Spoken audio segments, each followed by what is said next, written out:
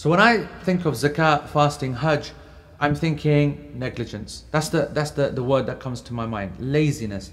Our approach to these three huge obligations, think of them like as if there were three brothers, three big senior brothers, and they all have younger brothers and cousins that are applicable to us throughout the year. So for example, in zakah, the concept of giving, the training of the nafs, the understanding and the confidence in our iman to be able to give to those who need it through the agency of sadaqah is something that we're trained to do, but we don't do it. Just as we're negligent towards umrah, which is the younger brother of hajj, which is applicable all the time.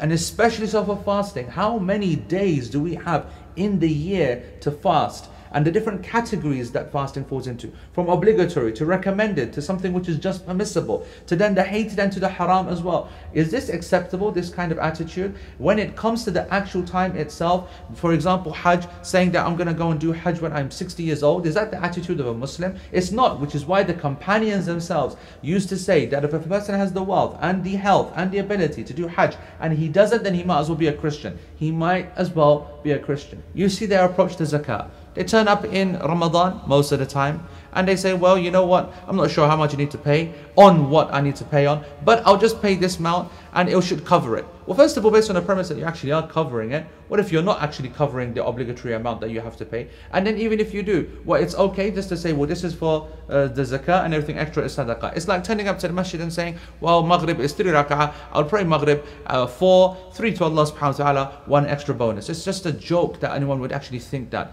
And fasting, people turn up into Ramadan and they start to try and understand the rules the night before. This kind of this lazy, this negligent approach to these huge obligations is unacceptable.